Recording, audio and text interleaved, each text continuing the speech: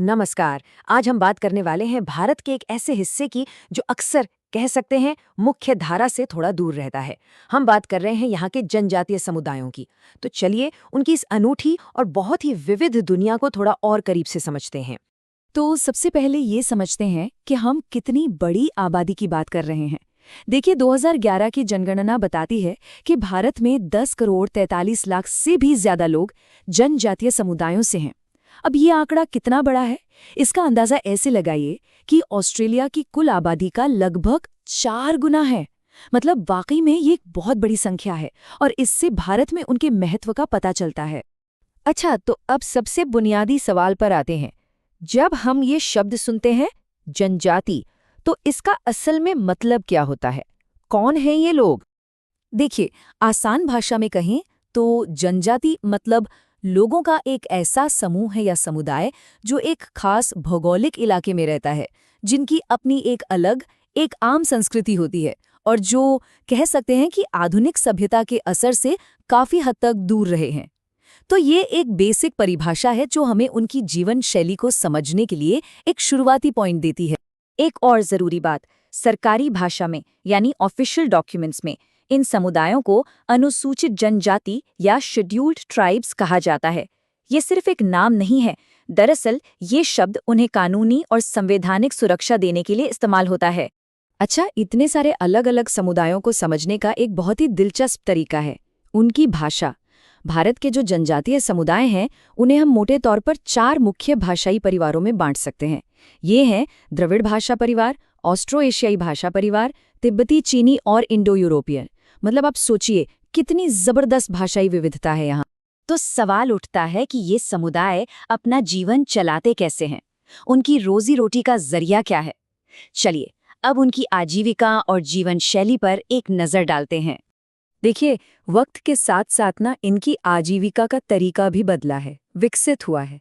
मतलब शुरुआत हुई शिकार और जंगलों से खाना इकट्ठा करने जैसी पारंपरिक चीज़ों से, फिर धीरे धीरे वो स्थायी खेती की तरफ बढ़े और उसके बाद हस्तशिल्प और छोटे-मोटे घरेलू उद्योगों में भी उन्होंने अपनी एक खास पहचान बनाई।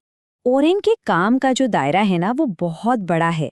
मतलब एक तरफ तो वो लकड़ी के बर्तन बनाने, कपड़ा बुनने, रस्सी बनाने जैसे अपने पारंपरिक हुनर में माहिर हैं, तो वहीं दूसरी तरफ उन्होंने चाय के बागानों और लोहे के कारखानों जैसे आधुनिक उद्योगों में भी बहुत ज़रूरी योगदान दिया है। ये दिखाता है कि उनमें वक्त के साथ ढलने की कितनी ज़बरदस्त क्षमता है। चलिए अब एक ऐसे मुद्दे पर बात करते हैं जो शायद सबसे अहम है, और वो है मुख्य धारा के समाज के साथ उनका जुड़ाव, उनका इंटीग्रेशन। अब देखिए, स्रोत ये बताते हैं कि ज्यादातर जनजातीय समुदाय धीरे धीरे हिंदू समाज का हिस्सा बन गए हैं और ऐसा माना जाता है कि इस प्रक्रिया से सामाजिक भेदभाव को कुछ हद तक कम करने में मदद मिली। हालांकि ये एक बहुत ही जटिल और कह सकते हैं बहुस्तरीय प्रक्रिया है जिस पर आज भी काफी बहस होती है। और आज के भारत में उनकी भूमिका सिर्फ आर्थिक नहीं रह गई है, बल्कि राजनीतिक भी होती जा रही है। वो अब राजनीतिक और प्रशासनिक मामलों में भी एक अहम रोल निभा रहे हैं। मिसाल के तौर पर झारखंड जैसे राज्य को ही ले लीजिए, जहां जनजातीय नेताओं ने मुख्यमंत्री बनकर सरकार का नेतृत्व किया है। ये अपने आप में उनकी बढ़ती राजनीतिक चेतना और भागीदारी का एक बहुत बड़ा सबूत है। अब आते हैं उस सबसे बड़ी चुनौती पर जिसका ये समुदाय सामना कर रहे हैं। ये एक तरह का संघर्ष है, अपनी अनूठी संस्कृति को बचाने और आधुनिक दुनिया के साथ कदम से कदम मिलाकर चलने के बीच का। ये एक बहुत बड़ी दुविधा है ना? एक तरफ तो अपनी सदियों पुरानी परंपराओं और जीवन शैली को जिंदा रखने की इच्छा है, और दूसरी तरफ है आधुनिक शिक्षा, नई नौकरियां और विकास योजनाओं से मिलने वाले मौकों को अपनाने का दबाव। इन दोनों के बीच संतुलन बनाना वाकई बहुत मुश्किल काम है। लेकिन ऐसा नहीं है कि ये नामुमकिन है। कुछ समुदायों ने इस संतुलन को बहुत खूबसूरती से साधा है। जैसे उत्तरांचल की थारू जनजाति को ही देखिए।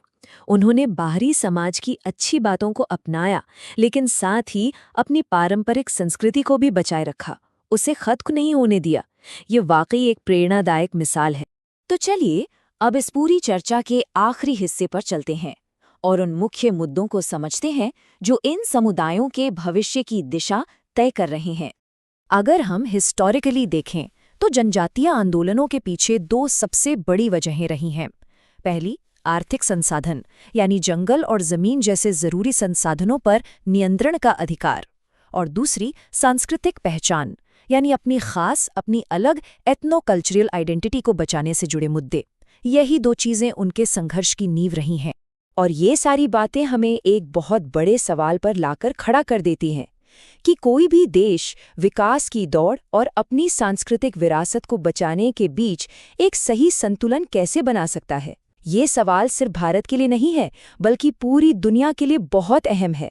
एक ऐसा सवाल जिस पर हम सबको सोचने की जरूरत है।